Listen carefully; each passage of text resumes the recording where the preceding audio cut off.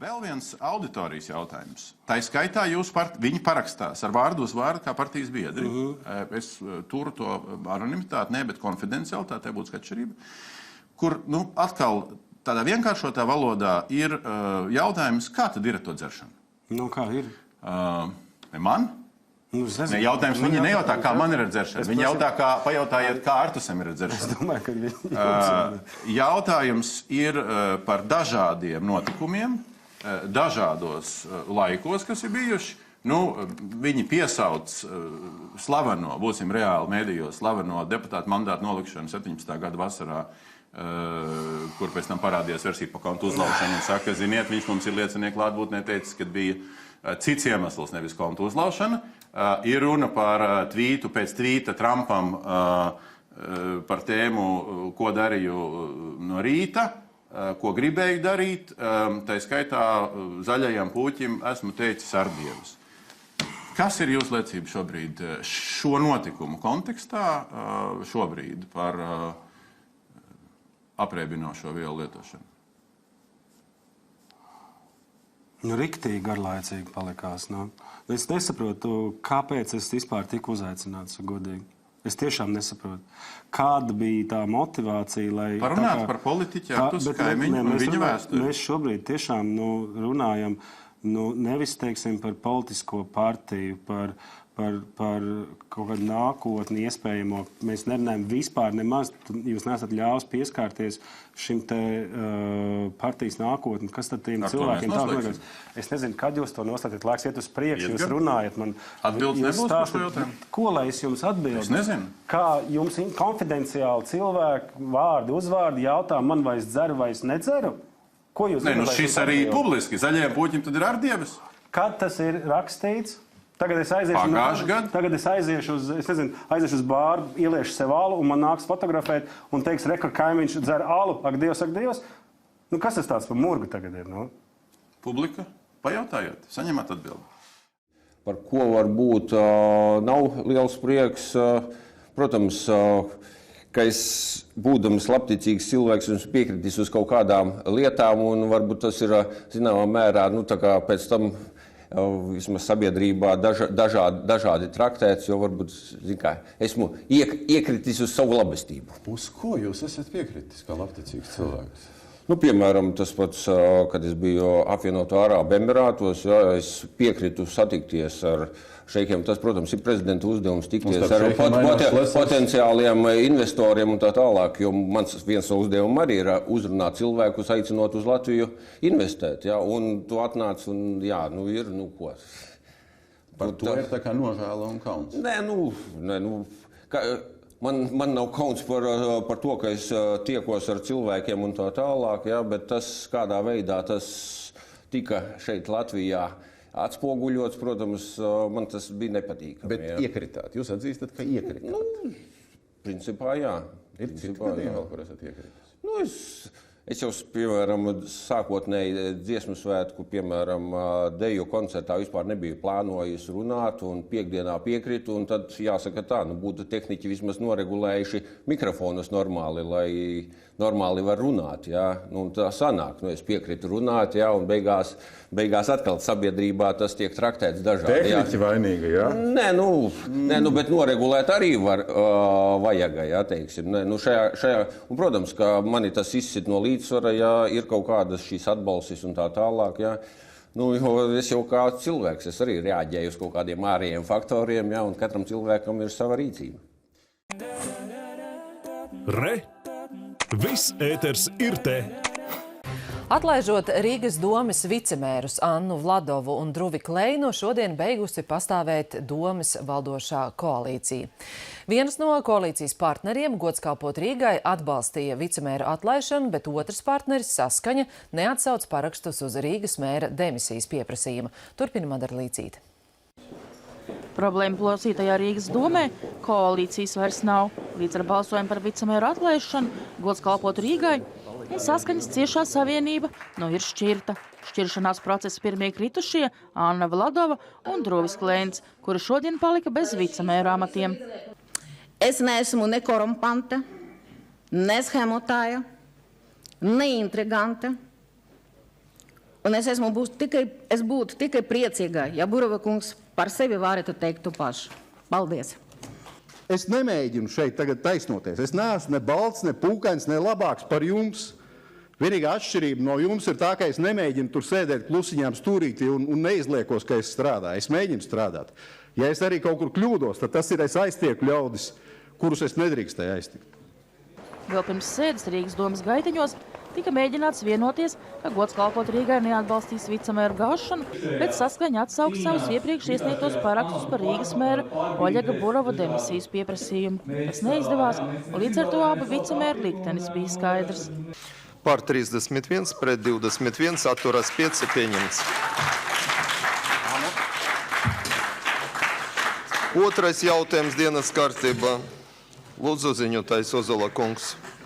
Vairāk gods kalpot Rīgai deputāti balsojuma atturējās, bet frakcijas priekšsēdētājs balsoja pret vicemēru demisiju. Šīs sasaukums mazliet ir aizspēlējis šajās spēlītes, un tas nemaz netiek prasīts no mums. Turpretī sabiedrībā gaidā no mums vienkārši darbu.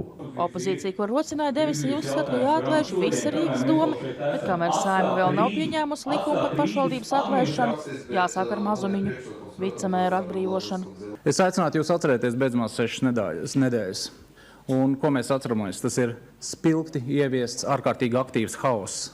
Pēc sēdes Burovs pauda cerību, ka deputātiem tomēr vajadzētu spēt vienoties un pieņemt Rīgas budžetu. Savstarpējais aizvainojums gan par to neliecina. Marta Līcīte, Ivo Žepickis, Latvijas televīzija. Šis ir budžets, kurā mēs nevis kaut ko dodam klāt, bet samazinām.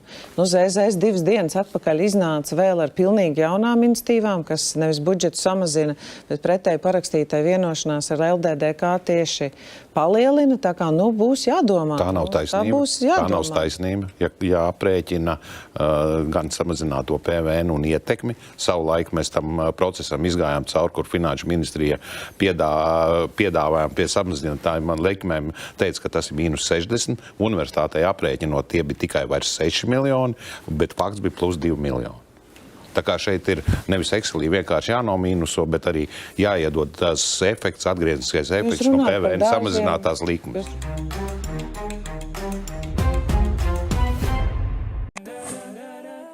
Re! Viss ēters ir te! Nesaskaņas galvaspilsētas domē vēršas plašumā. Partija Saskaņa ir apturējusi darbu koalīcijā, līdz partija gods kalpot Rīgai piekritīs, ka ietekmīgie amati jāatstāja vicemēram Vadimam Baraņikam un Aleksejam Rosļikovam no tās sauktās neatkarīgo deputātu frakcijas un plašāk Zanda Ozola Baloda. Partijas Saskaņa deputāti Rīgas domē pasludinājuši, kā paši saka, itāļu streiku, norādot, ka neapmeklēs ne domas sēdes, ne komiteju sēdes. Frakcijas sanāksmē deputāti vienbalsīgi lēma apturēt darbu koalīcijā. Uz Saskaņas frakcijas sanāksmi Rīgas domes deputāti uzaicinājuši arī partijas vadītāju Jāni Urbanoviču. Pēc pārunām Urbanovičs publiski atzina, ka ir apmierināts ar kolēģu lēmumu apturēt darbu domes koalīcijā, ko deputāti nosauc par klibu konstrukciju. Manuprāt, Saskaņas kolēģi ir atraduši diezgan labu veidu, kā uzmundrināt pārējos. Saskaņas deputātu lēmums pašlaik ir negrozāms. Amati jāatstāja tā sauktās neatkarīgo deputātu frakcijas deputātiem, kas savulaik bija kolēģi pašu partijā. Vadimam Baraņikam jāpamet vicemēra krēsls un ostas valde, Aleksejam Rosļikovam pilsētas attīstības komitejas vadītāja amats. Pirmā sēde, kuru mēs esam gatavi apmeklēt, ir domas sēde, kur pirmais jautājums būs par Baraņika atstādāšanu no amata. Tas ir mūsu lēmums. Nākamnedēļ mums sākas konsultācijas par budžetu ar departamentiem, ar darbiniekiem, ar domniekiem. Nav iespējams runāt ar cilvēkiem, kuri, ar tādiem cilvēkiem, es tā pateikšu, bez komentāriem. Rīgas vicemērs Vadims Baraņiks bijušās partijas biedru spiedienam negrasās pakļauties. Jūs esat gatavs atkāpties? Priekš kam? Es nesaprotu tos pārmetumus, ko man pārmet Saskaņas frakcija. īsti pametumu nebija. Ja? Vienkārši viņi nolēma, ka man jāatkapās, un viss. Rīta viņi nolēma, ka jāatkapās, piemēram, Borova kungam, un tad mēs izskatīsim, ka Borova kungam jāatkapās. Rīgas mērs par līdzšinējo koalīcijas partneru lēmumu uzzina no žurnālistiem. Par rīcību gatavs lemt tikai pēc valsts svētkiem 20. novembrī, kad partija Gods kalpot Rīgai gatava sanākt un pieņemt lēmumu. Neatrodot kompromisu, situācija pašvaldībā var novest līdz nepieciešamībai rīkot ārkārtas vēlēšanas. Saskaņas deputāti nenoliedz, ka ir gatavi arī ārkārtas vēlēšanām. Es uzskatu, nevajag rīdziniekiem šobrīd ārkārtas vēlēšanas. Bet ja cita varianta nav, tad labāk izbeigt šo, nekā tiešām nodarboties ar ko es nodarbojos visu pēdējo laiku. Ja? Tas nav normāli, tas nav darbs. Es varu pateikt, tas strādāt, interesanti. Piebildīšu, ka Borova koalīcijai šobrīd ir 35 no 60 balsīm domē. Tādēļ tīri matemātiski tā saglabātu minimālu vairākumu arī bez neatkarīgo deputātu četrinieka. Taču tādā gadījumā izšķiroša loma varētu būt Oskara Putniņa vadītajai deputātu grupai Rīgai, kuru veido 4 savas partijas pametušie domnieki. Zandozo Balodingus Graudiņš, Latvijas televīzija.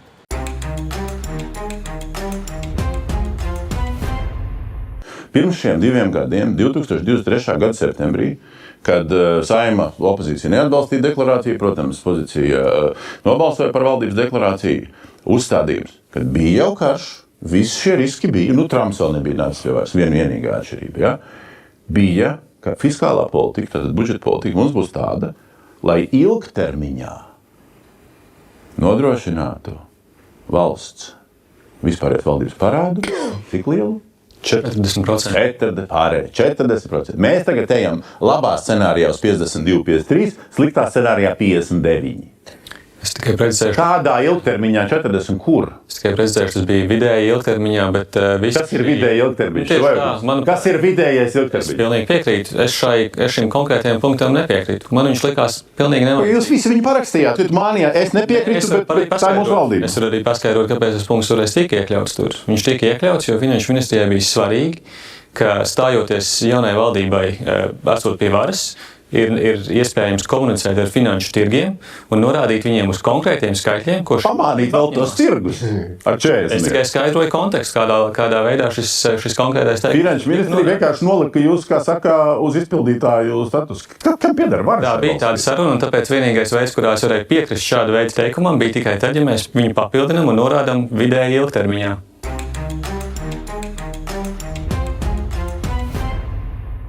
Gailes kundze ir nominējis visus virsraksts ar citātu kara pieteikums lielo būvnieku mafijai, tad jūsu pozīcija, ka šie būvnieki ir blēži, jo daudz tiek runāts par viltošanām, melošanām, valstnieks īpašumu tik kategoriski nesaka, blēži vismaz nejuridiskā valodā, jo jūs nesat juristi atšķirībā no Gruškvitas kundzes, un kā jūs spēsiet saprasties ar citiem labāk nekā ar viņiem. Ja? Tāda ir pozīcija.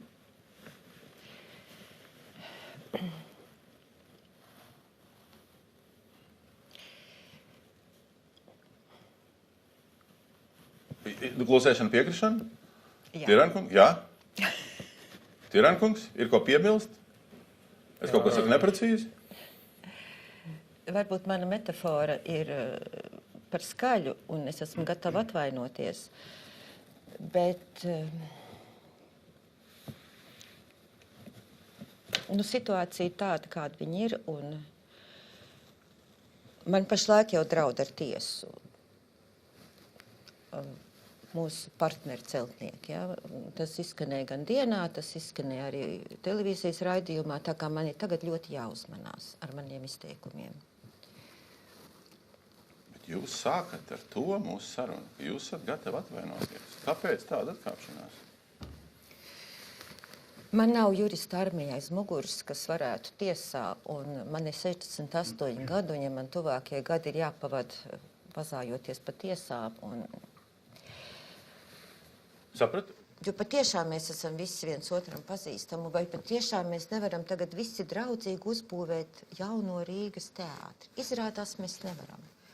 No septembra sāks šīs muģināšanas, šie meli, šī kas tie pa kabeļiem, kas tie... Jūs mani apvainojat melos, jā. Tas ir ļoti smags apvainojums. Diemžēl tā tas ir. Tas tā nav. Ejam uz tiesu, bet es pie savu... Jūs esat tiešām ārkārtīgi man simpātisks cilvēks, bet es nesaprotu, kā var tā melot.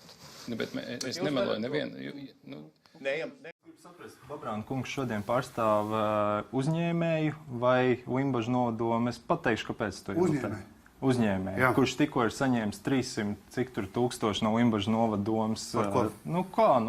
Taču jums bija iepirkums, kur jūs remontējāt. Par iepirkumu? Nē, bet tāpēc es gribu tomēr kaut kādu objektivitāti. Te mēs redzam... Jūs gribat teikt, ka viņš nepārstāv citu iedzīvotāju viedokli? Es uzskatu, ka ļoti šauru iedzīvotāju grupu, ņemot vērā, cik izšķērdīgi rīkojusies šai gadījumā, kāda 3000. Kāda 3000? Es ļoti atvainojos par... Šai gadījumā te ir labs piemērs, kur var redzēt, kā pašvaldība nekvalitatīvi strādā, kura paņem ciematā ar 300 iedzīvotājiem, uzceļ multifunkcionālu centru par 300 000 eiro, neskatoties to, ka 2 km uz vienu pusi, 2 km uz otru pusi ir kultūras nams. Tā vietā vai normāli...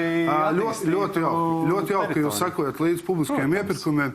Tad pasakojiet kārtīgāk līdz, jo, ja tā mēs paskatāmies, mans uzņēmums ir vairāk kā 15 gadus jau, un šis ir pirmais lielākais iepirkums, kas bija. Un savā pagastā, Skultas pagastā strādāt. Bet es atbildēšu par to multifunkcionālo centru. Labāk izskatījās, ka ciemata centrā ir nodedzis veikals, kad neviens privātais negribēja iet, tur viņu attīstīt tikai tāpēc, ka tur viņš bija degradēts. 10 gadus varēja sakārtot, un tas ir labi, bet neiet runa par 300 000. Ir iet gan 300 000 par maz zēku. Zivsaimniecības attīstības fonds apmaksā vairāk kā 7%. Par jūsu priekšlikumu par savu piestu novadu. Nē, es vienkārši gribēju saprast, vai šis oponents pārstāv pašvaldību vai uzņēmēju. Jā, bet es gribu tagad saprast, kāds tam ir sakars ar jūsu priekšlikumu. Labdien visiem! Priecīgs svētks! Mani sauc Arturs Skaimiņš, esmu 12. Saeimas deputāts. Šeit dzirdēju no ministra prezidenta tādu tekstu, ka mēs valdība atbalstīsim Latgali. To jūs visi dzirdējāt. Tā bija. Tā nebija tikai man, tā jums visiem ausīs skanēja tieši tas pats. Pareizi. Cienījamie kongresa dalībnieki. Situācija sekojoša, ka Latvijas simtgadē šobrīd mēs nevaram redzēt Latvijas sabiedrisko televīziju un Latvijas rādio dzirdēt. Mēs nevaram pierobežā viņu dzirdēt. Mēs nevaram dzirdēt to Krāslavā, mēs nevaram dzirdēt to Piedrujā, ap 200 mājsaimniecību, kas ir nodokļu maksātāji, nezina, kas ir Latvijas valsts prezidents. Tāpēc, ka viņam nav sabiedriskās televīzijas. Viņš domā, ka tas ir Lukašenko vējoņkungs. Tā ir pamatīga problēma. Es ar savu deputātu mandātu lūdzu komisijā, kurā arī ir priekšsēdētāja Mūrniece, cilvēktiesību komisijā, atrodam 100 000 eiro, uzceļam šīs 2 antēnas, lai šo 1%, kas nav aptverts Latvijas radio televīzijas centram, lai visi Latvijas iedzīvotāji varētu redzēt un dzirdēt Latvijas sabiedriskos mēdījus. Šīs priekšlikums tika noraidīts. Arī nākamajā komisijā, kas ir 100-gadas komisija, speciāli izveidot šim pasākumam, arī tur tika noraidīts. Vai tiešām Latvijas iedzīvotāji pierobežā, Latgalē nav pelnījuši sabiedrisko mēdīju? Paldies par vaicojumu. Jautājums nav, ir atgādinājums. Ministra prezidenta kungs, jūs teicāt, ka valdība atbalstīs Latgali. Lūdzu, 100 000 eiro 2 antēnām, lai visa Latgali var redzēt un dzirdēt, kas ir Latvijas prezidents un arī ministra prezidents. Viestur, paldies par tavu runu. Paldies, Artus, par 78 dienas. Tā kā nāc mājās, un tev mīļotā sieviete, tev brāc Artus, kāpēc tu visu laiku esi tik bažīgs? Par ko tāda ir tā kā rūpe? Kāpēc bažīgs? Un tas bija 78 dienas atpakaļ. Tad bija pirmais valdības veidošanas rauns ar Bordānu kungu priekšgalā. Šīs te runas, kas te šodien te ir skanējuši jau vairāk kā 2 stundas, manuprāt, ir iestudētas, uzrakstītas un ir vienādas. Par to, cik deklarācija slikta, sadarbības līgums nevajadzīgs, nepareizs un tā tālāk. Absolūti nepieņemam man ir tas, kādā veidā kaut kādus komplementārus jūs te Valaņkungs, jūs tagad zināt, no kuras partijas jūs esat, no ZZS, jūs vienkārši bieži viņu mainat. Tur bija Zatlē reforma partija, tad bija Vienotība, tagad ZZS. Ja. Paldies par padomiem mūsu ministriem. Bet es domāju, ka ar prezidiju, kad mēs novembrī dalījām šīs te Saeimas deputātu sēdvietas, Dzintarkungs bija, Murnītis kundze, jūs arī bijāt. Manuprāt, mēs ļoti pareizi esam iedalījuši. Šeit ir Saskaņa, ZZS, un te ir pozīcija. Mēs esam pareizi to darījuši. Man ir tā, ka man ļoti daudz cilvēku pēdējās 130 dienas. Pēdējās 130 dienas ir pārmetuši to, kur es esmu pazudis. Kāpēc es nestāstu, kas notiek? Kāpēc es nerādu ar savu kameru notikumus Saeimā? Kas notiek? Man jums tas nav jāstāsta. Jūs to zināt. Šeit sēdošie, pat no Saskaņas. Jūs visi to zināt. To nezina tur, rekur, kameras. Kas pēc tam skatās? To viņi nezina.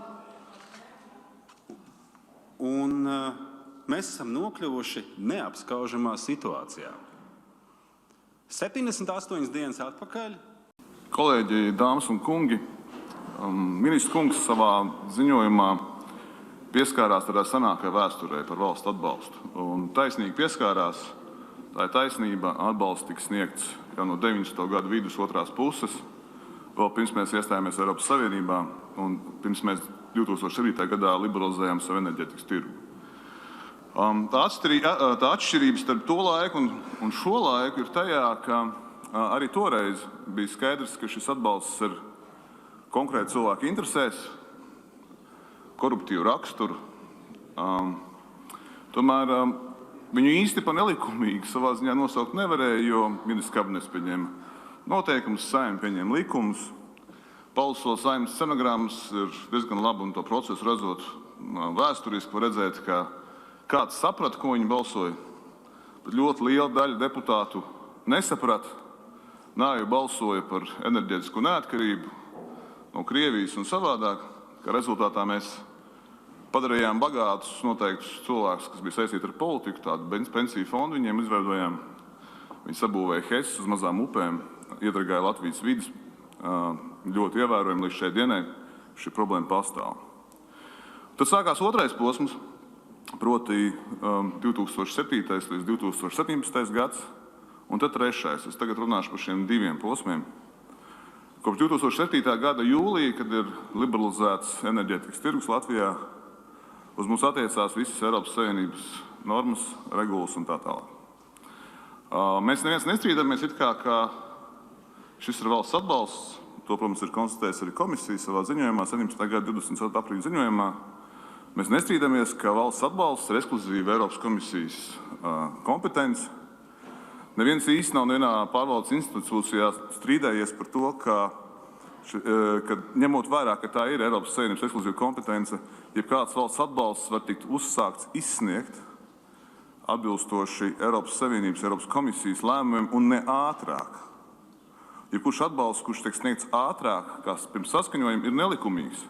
Turklāt šāda attieksme un norma nav tikai attiecībā uz valsts atbalstu Eiropas Savienībā. Šāda attieksme un norma ir attiecībā uz kādu Eiropas Savienības finansējumu, arī uz struktūra fondiem, arī uz projektiem struktūra fondos.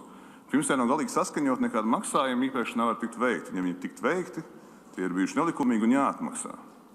Arī šeit, ja mēs pieturētos pie Eiropas Savienības tiesību normām, atbalsts, kas ir sniegts līdz 2017. gada 27. aprīlim, dienai, kurā Eiropas komisija sniedz savu atzinumu, ir ne tikai nelikumīgs, viņš ir jāatprasa no saņēmējiem, ja mēs ievērotu tiesības, un visās citās lietās mēs Eiropas Savienības tiesības ievērojam, izņemot šo. Tā ir viena tāda interesanta epizode šajā sakarā, kas tieši skar ekonomikas ministru Arvi Lašarādeni. Aptuveni pirms gada publiski televīzijas raidījumā debatēja par šo. Ministrs atzina, ka tajā brīdī, kad viņš ir ieņēmis ministra amatu, ienācis ofisā, tieši citāts, viņš ir interesējies par to, ko Eiropa domā par šo atbalstu, kas ir tā sakāpinās elektrības cenu, kas sagrāvas Latvijas lielo ražotāju konkurētspēju. Viņš ir painteresējies un uzzinājis, ka mēs neesam saskaņojuši, pat neesam uzsākuši saskaņošanu Eiropas komisiju. Un tad sako pats interesantākais, ministrs saka, un tad mēs steidzami sākām to darīt. Es nesaprotu šo. Ja ministrs konstatē, ka tiek maksāts nelikumīgs valsts atbalsts, manuprāt, vienīgā tiesiskā rīcība ir to nekavēties apturēt, noskaidrot cēloņus, noskaidrot amatpersonas, kas šādu lēmumus ir pieņēmis un šādu atbalstu izmaksājis. Nevis censties viņu saskaņot post factum, maldinot sabiedrību, maldinot valdību, maldinot parlamentu, bet pats sliktākais maldinot to saņēmējus, ka, ja gadījumā komisija saskaņos, tad viņa atbalsts varētu kļūt likumīgs. Eiropas komisijas 24. aprīļa, 17. gada 20. aprīļa ziņojums ļoti skaidri un ļoti īsi un lakoniski. Sadaļā par tiesiskumu punkts 3.2 saka vienu teikumu. Šis atbalsts ir sākts izsniegt, pārkāpjot līgumu par Eiropas Savienības darbību 108. panta 3. punktu.